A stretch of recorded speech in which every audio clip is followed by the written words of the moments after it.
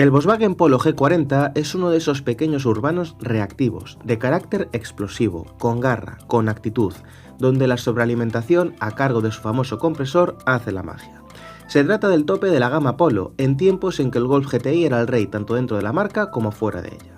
En este vídeo analizaremos una preciosa unidad de la fase 2, prácticamente original, donde repasaremos su historia, le echaremos un vistazo a su interior y entenderemos el concepto de solidez alemana, y donde os contaré mis impresiones detrás del volante y por qué merece la pena tener uno.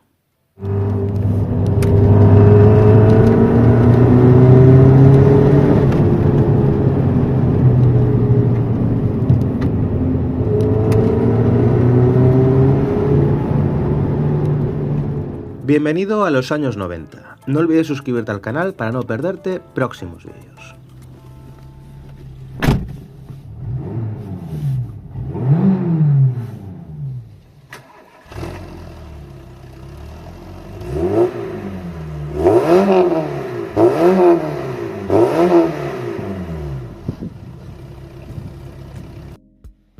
Estamos delante de un Volkswagen Polo G40, la versión tope de gama de este urbano que estuvo en producción hasta el año 94 y que en realidad es un profundo rediseño del Polo de faro redondo que aparece a principios de los 80, en el año 82, si no me equivoco. El apellido G40 viene precisamente de la sobrealimentación. La G, como vamos a ver más adelante, pues imita en parte el diseño pues, del compresor. Es el único Polo, la única versión que tiene inyección de serie. El resto de Polos de gasolina son de carburación, con potencias que arrancan en los 40 caballos, mientras que este G40 multiplica esa cifra casi por 3, hasta los 113 caballos teóricos de fábrica. Y digo de fábrica porque este coche, como os voy a comentar también más adelante, se puede modificar un poquito para que rinda bastante más. Tenemos rasgos típicamente noventeros. Fijaros en los pilotos traseros ahumados, es una característica muy propia de la década de los 90, al igual que son muy característicos los intermitentes blancos frontales. Y en este caso tenemos unas llantas BBS originales que a mi juicio son preciosas y le sientan perfectamente a este G40, tanto por diseño como por originalidad y sobre todo por tamaño, porque en realidad no le hace falta mucho más. Aunque sí que es recomendable, también os lo comentaré, que calzarle muy bien a este Polo, porque podemos tener pérdidas de tracción a poco que le pidamos y le exijamos al coche. Son formas perfectamente cuadradas, tiene la cinta métrica más o menos en 3,6 metros de longitud, lo que viene siendo un urbano en aquel entonces, y perfectamente equiparable a un Polo actual, que ya supera los 4 metros con holgura no, pero ya supera los 4 metros y 4,05 si no me equivoco.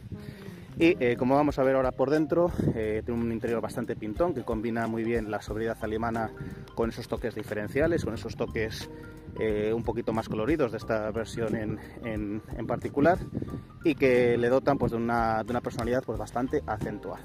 Como os comentaba al principio, el Golf GTI era el rey y lo sigue siendo en pleno 2023, aunque ya sin el dominio absoluto de antes. Por tanto, el G40 tuvo que vivir a su sombra. ¿Cuál de los dos preferís vosotros? Déjalo en los comentarios.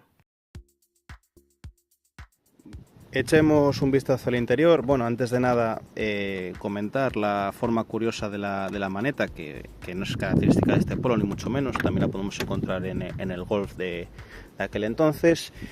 Y bueno, una vez abrimos la puerta nos vamos a dar cuenta del contraste entre la bonita tapicería, como podéis ver, con estos tonos verdes y demás, y la sobriedad del interior, una sobriedad típicamente alemana, típicamente Volkswagen. Bueno, empezando, antes de cerrar la puerta, por el panel. En el panel encontramos un tapizado pues prácticamente idéntico al de la tapicería, idéntico en patrón me refiero, y lo que sí que vemos es la típica solidez más que calidad, sino la solidez, la construcción de los Volkswagen de hace 30 años. Todo se nota pues muy sólido, muy bien construido, el agarradero muy firme, los mandos, el elevalunas y el mando de apertura de la puerta también se nota muy sólido. En ese sentido pues sí que es un ADN típicamente Volkswagen. Bueno, empezando por el cuadro, tenemos un cuadro de instrumentos muy sencillito, como podéis ver, con los relojes imprescindibles para tratarse de esta versión G40, de esta versión deportiva. Tenemos un velocímetro generoso, situado a la izquierda, una disposición, por cierto, que comparte con el Volkswagen Golf de aquel entonces, velocímetro izquierda, contrarrevoluciones a la derecha, y que hoy día es muy poco común. Normalmente el contrarrevoluciones se sitúa a la izquierda y el velocímetro a la derecha, porque supuestamente nuestro ojo, nuestra visión presta la atención en primer lugar al lado de la derecha. Me gustaría que escribierais en los comentarios qué disposición os gusta más, si el velocímetro a la izquierda o el velocímetro a la derecha. Yo personalmente me gusta más el velocímetro a la izquierda, y en todo caso el contrarrevoluciones lo más centrado posible, sobre todo en versiones medianamente aspiracionales, medianamente deportivas, como es el caso. En esta ocasión no es que esté perfectamente centrado, pero bueno, sí lo tenemos, digamos, en el medio, y sí que llama nuestra atención. Es un contrarrevoluciones bastante pequeñito, como podéis ver, pero se ve perfectamente. Ya le acompañan un termómetro de refrigerante y un aforador del combustible, además de una serie de testigos luminosos del mismo diseño que podemos encontrar en el Golf, o por ejemplo en un SEAT Toledo de primera generación. Recordad que el Toledo de primera generación fue el primer SEAT lanzado bajo el paraguas de Volkswagen. Por lo demás tenemos un diseño pues típicamente alemán, sin ningún alarde imaginativo, todo muy ordenado, sin ningún, digamos, destello de originalidad o de querer salirse de la norma. Y lo bueno de eso es que todo es muy ergonómico. Tenemos la radio en su sitio, la climatización en su sitio, todo muy a mano, todo muy escalonado, muy ordenado, como os vengo diciendo. Ese es el apartado bueno, pero el apartado negativo es que es un diseño pues puramente convencional, que al final se puede llegar a hacer soso, se puede hacer aburrido. Lo que sí me gustaría destacar es la solidez del tablero. Más que por calidad, todo es plástico duro, como podéis escuchar. Todo, absolutamente todo, como es lógico en un coche de aquel entonces de precio y de su época. Pero la solidez, la consistencia, la presencia se nota muy sólido. Es un aspecto que, junto con la sobriedad del color, ayudan a generar esa calidad percibida pues que ha venido dando fama a los Volkswagen desde los años 80 hasta la actualidad. Hasta la actualidad, o más bien hasta hace unos años, porque la calidad de los Volkswagen actuales pues ya no es la que era respecto de la competencia, insisto. Por lo demás tenemos un volante pues relativamente pequeñito, lo cual para mí es todo un acierto, con un mullido del aro muy generoso. La verdad tiene un tacto pues que a mí personalmente me gusta mucho, y un aro relativamente grueso. Me recuerda en cierta medida al aro de volantes de BMW, por ejemplo. Obviamente no tenemos airbag, tenemos aquí los 4 intermitentes con un Golf 3, palanca de intermitentes, limpia parabrisas, y aquí debajo, además de este pequeño hueco portaobjetos, tenemos un cenicero, un reloj puesto a posteriori, obviamente de serie no salió así, y la palanca de 5 relaciones, que sí que me queda un poquito baja, porque no tenemos consola central apenas y no está sobrelevada, así que me queda un poquito baja. Así me gustaría, en mi caso en concreto, pues tenerla un poquito más arriba. Y por lo demás, esta es la visión desde mi propia cabeza, desde mi postura de conducción. Recordad, yo mido 1,76, tenemos muy buena visibilidad, muy poquita altura superior. La verdad es que me toca el pelo casi prácticamente con el techo, con lo cual este no es un coche para personas muy altas, y esto es el campo de visión que tenemos. Detrás, el espacio es más que razonable para las dimensiones exteriores y, como era habitual entonces, con mucha luminosidad. Por supuesto, la tapicería trasera sigue el mismo patrón, dando esa nota de colorido que compensa la sobriedad de los plásticos. Una vez más, lo más interesante está debajo del capó, como suele ocurrir en la inmensa mayoría de coches que os traigo al canal. Tenemos un motor de 1003, que es el mismo bloque motor, la misma base, por así decirlo, que podemos encontrar en otras versiones del Polo de apenas 50 caballos. En este caso multiplicamos esa cifra por más de 2. Es un propulsor que entrega 115 caballos gracias a la acción mágica del compresor. Como sabemos, tenemos existen dos formas principales de sobrealimentar el motor de un coche, de un vehículo. Una de ellas es empleando un turbo o turbocompresor, que es el mecanismo, el sistema que utilizan la inmensa mayoría de coches relativamente actuales. Y otra es utilizando un compresor. La principal diferencia es que el compresor está directamente unido, directamente vinculado al cigüeñal del coche, es decir, al motor. Y el turbo no, el turbo se acciona, por así decirlo, a través de los gases de escape. La principal ventaja de equipar un compresor es que tiene una respuesta inmediata, sobre todo teniendo en cuenta la época en la que fue lanzado este coche. Respecto a un rival de finales de los 80 y principios de los 90 con turbo, y me estoy acordando por ejemplo del Renault 21 Turbo que tenéis en el canal, este coche no tiene apenas retardo ni retraso en la entrega de potencia. Un Renault 21 Turbo pues tarda 2-3 segundos en darte esa patada, en entregarte la potencia, y aquí es prácticamente instantáneo, sobre todo si giramos a partir de 2000-2500 vueltas. Lo malo del compresor, o la principal desventaja, es que al estar unido al cigüeñal del coche, el consumo se ve pues ligeramente resentido, así que se nota un consumo un poquito más alto, que dependiendo del modelo puede ser de 1 litro, de 1,5 litros o de 2. Otros motores con compresor relativamente famosos son los de Mercedes, los Compressor, el SLK, el CLK, etcétera, etcétera. Pero antes de continuar vamos a escuchar cómo suena.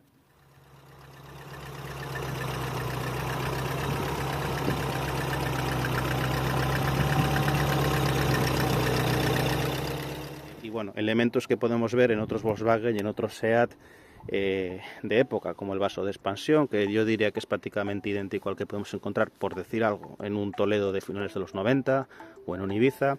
El famoso vaso de expansión o depósito de líquido limpiaparabrisas. Y bueno, aquí podéis ver la caja del filtro de aire, hay tenedores fusibles y directamente pues el propulsor. Se encuentra en una posición transversal, colocada ligeramente por delante del eje delantero. No es la posición, digamos, más apropiada, lo podían haber retrasado un poquito o inclinar más los cilindros, pero bueno, tampoco es un aspecto crítico.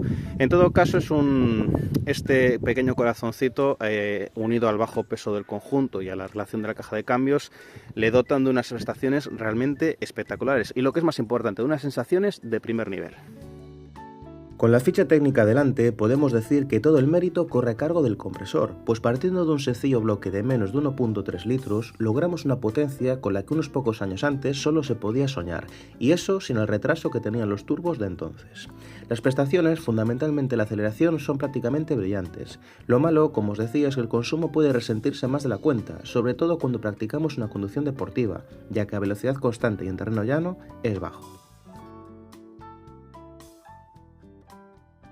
Bueno, en marcha este Polo G40 pues se puede definir muy bien como un pequeño matagigantes, pero además en toda regla. Hablamos de un coche que de serie entrega 115 caballos y que hace el 0 a 100 en poco más de 9 segundos. A pesar de su discreta potencia para los estándares actuales, aquí la principal baza obviamente es el peso. Tenemos pesos pues muy lejos de la tonelada. Precisamente cuando hoy día un urbano la supera ampliamente. Un urbano GTI de este estilo anda en los 1.200-1.300 kilos perfectamente, mientras que un Polo de estas características ronda los 800, con lo cual eso, unido al juego de la caja de cambios y demás, pues hace que tengamos un coche pues muy reactivo, con unas sensaciones además de primer nivel, porque no tenemos prácticamente asistentes, no tenemos aislantes, tenemos la chapa, como quien dice, y poco más. Y tenemos un coche pues que nos aparenta muchísima más potencia de la que en realidad tiene, y lo vamos a ver ahora. Por lo demás, es uno de esos coches también que tienen como dos caras. Una cara pacífica, dócil, del día a día, pero después cuando pisamos mínimamente el pedal derecho y demás, pues nos damos cuenta de que estamos ante un aparato pues muy serio. Bueno, al igual que un coche turbo, por debajo de 2.500 vueltas más o menos, es un coche muy dócil, pero a poco que pisemos el acelerador, fijaros, se convierte en pues, una bestia indomable.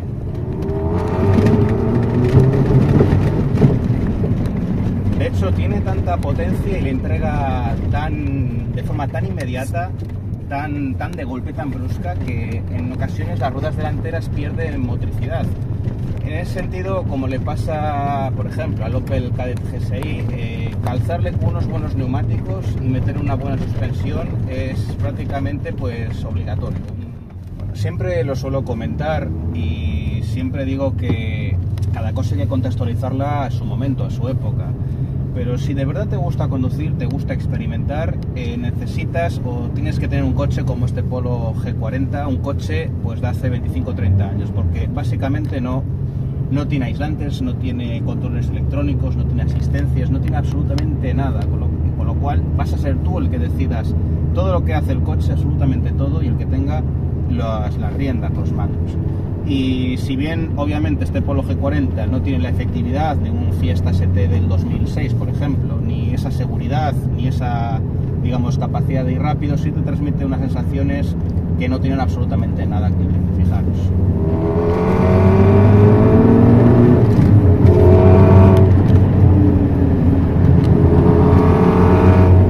Ya solo por el sonido.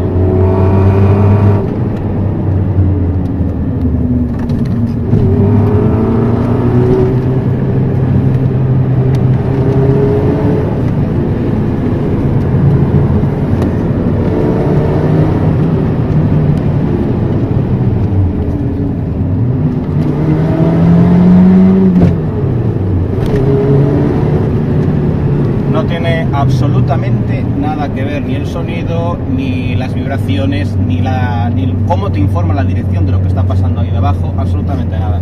Obviamente no es un coche para todos los días, no es un coche con unos estándares de seguridad mínimamente aceptables, pero insisto, como os digo, si te gusta de verdad conducir, si te gustan las sensaciones, tener el control, el pilotaje, llámalo X, necesitas un coche, pues eso, del año 2000 para atrás. Y el Polo G40 es uno de esos coches que están muy equilibrados en relación por lo que cuestan y lo que cuesta mantenerlos y lo que te ofrece a cambio. Es casi imposible tener más sensaciones con esta potencia, con este peso, con este precio, con su potencia actual, que obviamente se ha disparado en los últimos años. Es prácticamente imposible, con lo cual es en ese sentido una pequeña máquina, una pequeña bomba muy equilibrada. Como puntos a favor es inevitable destacar la buena construcción del coche como un todo, además de las prestaciones y el carácter que da el compresor. Por último, la exclusividad es un grado, porque es mucho más escaso que el Golf GTI. En el debe destaco la falta de confianza que noto en el tren delantero, su capacidad limitada de adherencia. En segundo lugar, su equipamiento de serie, mínimo. Y por último, la excesiva sobriedad tanto del salpicadero como del diseño, demasiado convencional. En definitiva, el Polo G40 rinde honor a esa gloriosa etapa del automovilismo plagada de pequeños urbanos vitaminados, que pusieron al alcance del gran público un nivel considerable de prestaciones y de disfrute detrás del volante. El G40 no puede negar su naturaleza alemana, por su construcción sólida y su diseño poco imaginativo y sobrio, que choca de primeras con un carácter rabioso, pero para mí, y visto hoy, lo mejor es su exclusividad. ¿Y tú qué opinas? ¿Te lo comprarías? ¿Qué es lo que más te gusta y lo que menos? Es momento de escribirlo en los comentarios. Sin más, nos vemos en el siguiente vídeo. No olvides suscribirte. Un saludo.